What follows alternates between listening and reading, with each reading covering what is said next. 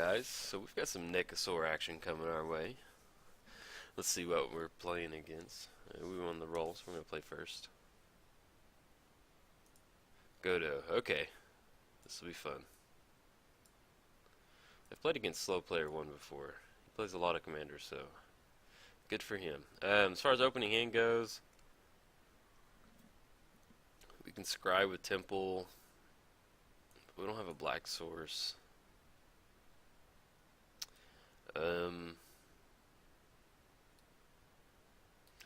We could maybe Wheel of Fortune. Yeah, we'll go ahead and keep. Hopefully we'll draw into something. Let's hit Nekusar up here. There we go. You may search your library for an equipment card, put it on the battlefield, shuffle your library. Okay. So we're going to scry one. And there we go. Leave Temple of Deceit on top, just like we drew it up. I went to the Theros pre-release one time, and I was getting ready for Grand Prix Oklahoma City. It was a sealed event. It was the first one, and I was really excited about it. And wait, he just suspended that. And so I went to midnight pre-release to get some practice for my sealed event. And I normally don't do midnight pre-releases. I normally just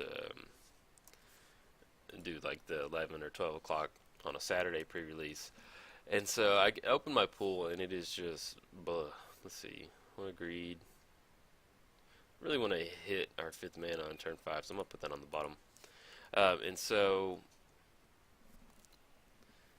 sorry, I lost my train of thought for a second. And so, yeah, so I'm doing the midnight pre-release, and like I opened my pool, and it is just like, it's just junk, man. There's just nothing good. And so I lose round 1, and so it's like my second round starts at like 1 o'clock. I'm already kind of tired, and so my opponent, he begins to sorry, my cat was scratching at something. So my opponent, he goes to scry, and he calls it scurry. And so I'm just like, at this point in the night, I'm tired, I'm ready to go home. And he has just like, he just opened up a bunch of bombs. So he's like, I'm going to scurry what? And so I was just like, alright man, I'm not even mad, sure, go for it. If you want to scurry, go for it. And so hey, he beat me in the second round, so I went 0-2, and then I just dropped and went home and went to sleep. And so I never corrected him on the scry versus scurry thing. So if I ever call it scurry, that's why, because in honor of him. I probably should have said something, but at that point in the night, I was just tired, and I didn't want to do anything. So on this one, I'm going to go ahead and I don't know if we want to remand. I like to have remand for a Godo, so we're going to Arcane Denial. That way we'll get to draw a card next turn and get Nekusar down.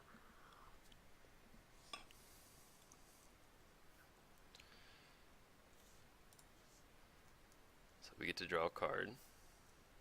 Doomblade, which is nice. Oh, well, he has well, we can do it in response to the Lightning Greaves activation. Get down Marsh Flats. Search up Underground Sea. Alright, let's go. Come on, Nekusar, we're bringing you out.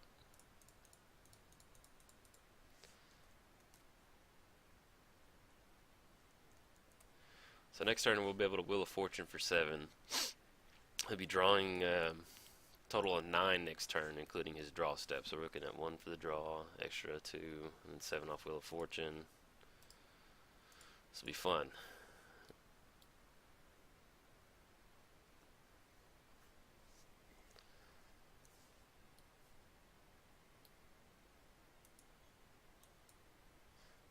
And we also do have access to 1, 2, 3, 4, 5, 6. We're 1 away for an overload on Cyclonic Rift if things get a little too fun on our opponent's side. Okay.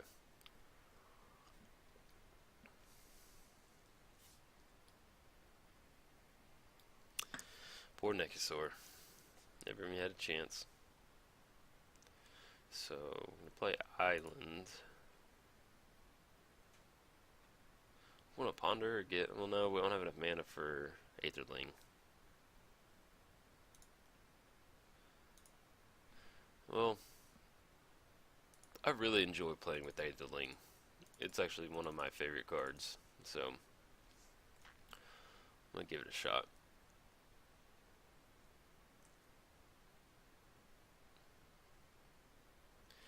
I started playing during Return to Ravnica, and I opened that in my Return to Ravnica. Well, not Return to Ravnica. It's Dragon's Maze, right? I'm pretty sure it's Dragon's Maze. Alright, I've got myself confused now. Yeah, that's the Return to Ravnica symbol, so I'm pretty sure that's Dragon's Maze. But I opened it up during my pre-release, and I remember looking at it being like, okay, because I just started getting into Magic, and this was like the first, like, seemed like I knew what was going on card. So, like, oh man, I just fell in love with Aetherling. It was a fun card at the time, so it holds a very special place in my heart. But they look like, if you've ever seen The Big Lebowski, they have those like German pop singers. They look like two like German pop singers. So, and ever since I've like realized that or like made that observation about them, every time I see them, I just assume it's like the two German pop singers coming out to play. So there's that fun little tidbit. Alright, here comes Godo.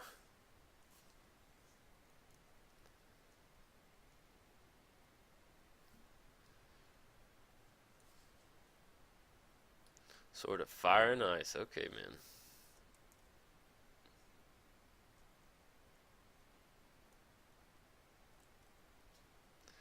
So if he's not going to put it on there, then... Okay, he does. He does go for it. What to say. But we can still Cyclonic Rift it and then Doomblade it. To kind of set him back. And I think that's what we may do. Because whenever he attacks, there's going to be another step. So... We got 1, 2, 3, 4, 5, 6, 7. I'm going to go ahead and cast it on Lightning Greaves.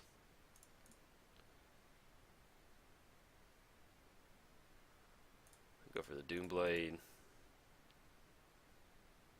And then we'll ponder. Let's see, so Nekusar 1, 2, 3, 4, 5, 6, 7.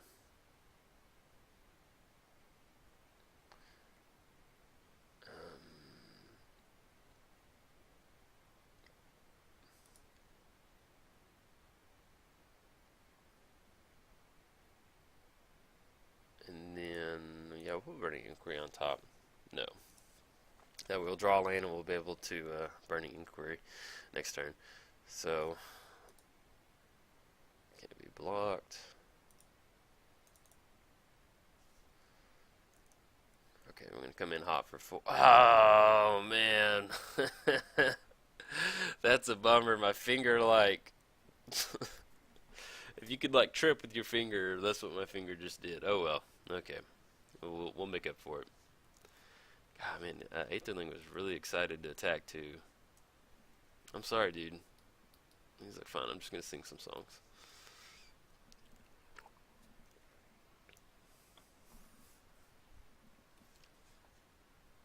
Okay, so we got Sword of Ice on there. Can't have trample and we lose trample. Okay.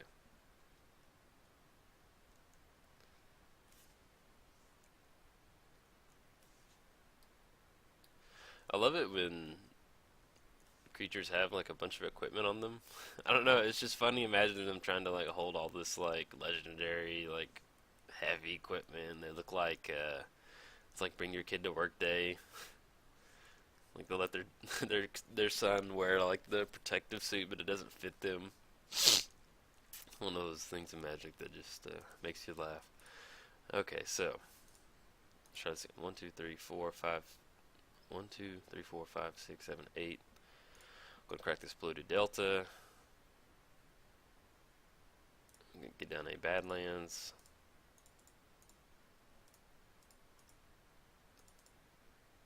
And then we have 1 red left up. Okay, there we go.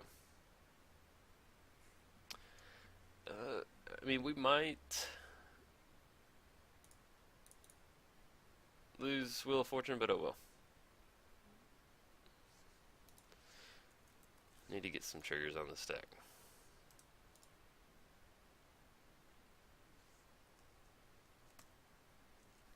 It'd been nice to have that Wheel of Fortune, but I mean, that's Nekusar, man.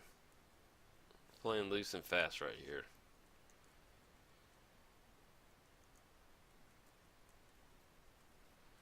Alright, so hopefully, if we can get through this turn, then we can maybe set some stuff up. We'll have a brainstorm.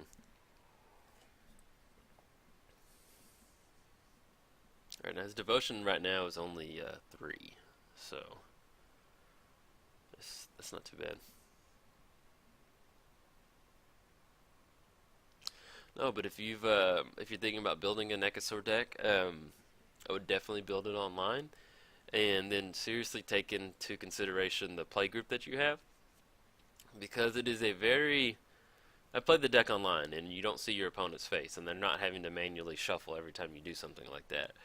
But I played it against my buddy, my commander buddy, and man, just the look on his face was just so wanted just to be done with this. Like it was just so counter like productive to what he was normally used to in a Magic game. And so yeah, I usually don't pay in paper too much, just because it is it does some bad stuff. The bad deck. So if you're gonna build the deck, at least take into account your play group and uh, how they might take it. It also it's kind of a one-trick pony. It's, it does what it does. So playing it online, it's very nice because I never get to see the frustration and the the frustrated look of my opponents. They're just hitting the OK button as I put all these triggers on the stack. Alright, so let's see what he's got. Getting on Godo.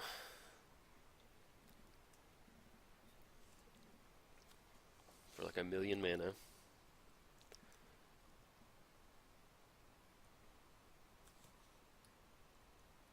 As long as legendary, yes, trample. Okay.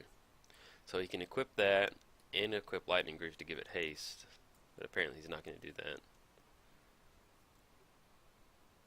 So we're going to have 2 from the Sword of Fire and Ice.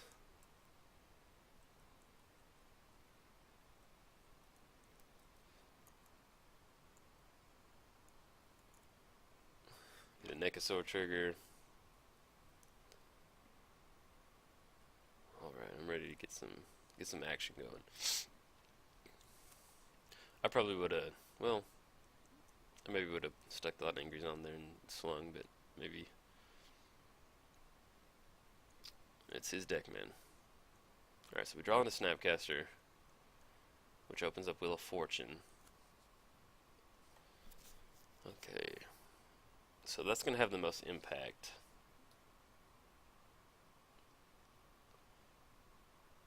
Yeah, I think that's what I want to do. So we're going to Snapcaster,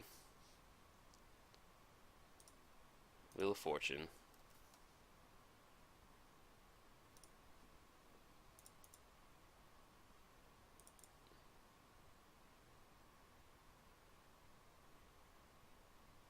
Okay, Jordan Howling Mine, Mana Crypt.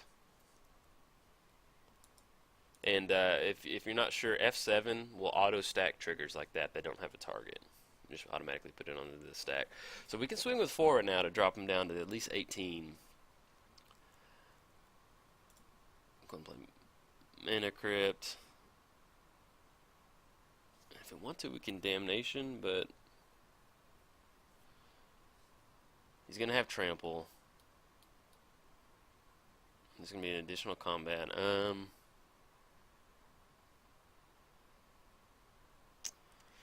Let's see. Play Ancient Tomb.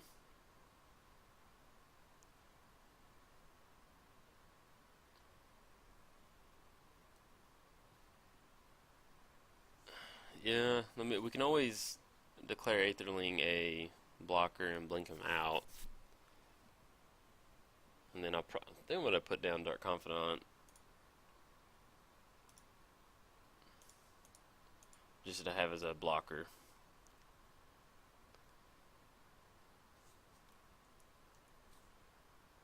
Okay.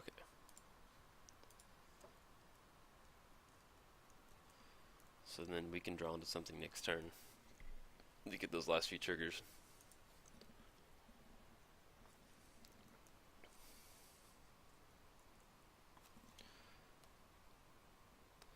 And then I've been playing Modern.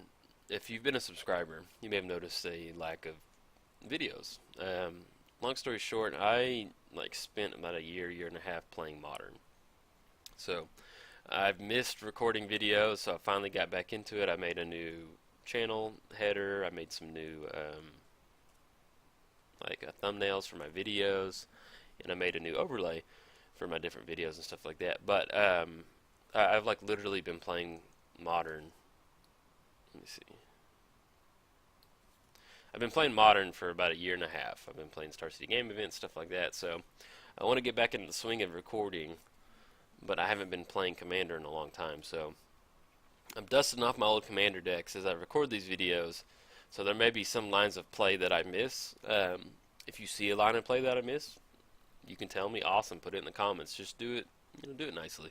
I read the comments, and if I miss something, I would, it's nice to hear about it, and that way I'll remember it or remember that particular line of play. Just because Magic tends to be, if you're going to be good at Magic, it tends to be, if you make a mistake or something goes wrong, you learn from it. You don't dwell on it and stuff like that. So, or if you're going to play it long term, basically, it's good to have an outlook like that. So, all right, let's see what he's doing. He's durdling a lot over there. Untap, and all samurai you control, there's an additional combat phase. So it doesn't have any samurai.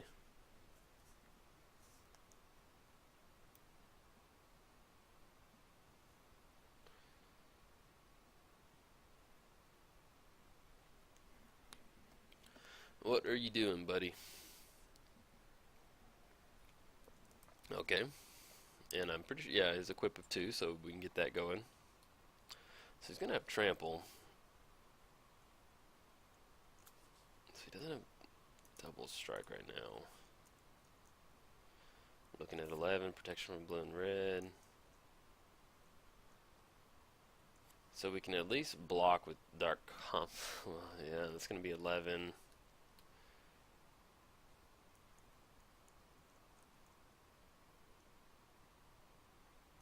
Okay, so he's coming in for 11.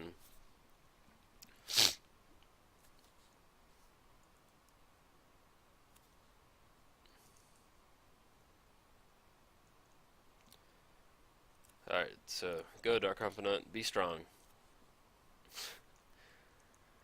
I love thinking about, like, if we are wizards playing this game, like actually sending out Dark Confidant, like, hey man, go block that dude. And he's like, what? Man, look at that. That guy's huge. Like, I know, man, but he's like, don't you? My gig in this deal is to draw cards. I'm like, I know, but just go for it, dude. You got to do it. Okay, so he's directing 2 at Snapcaster.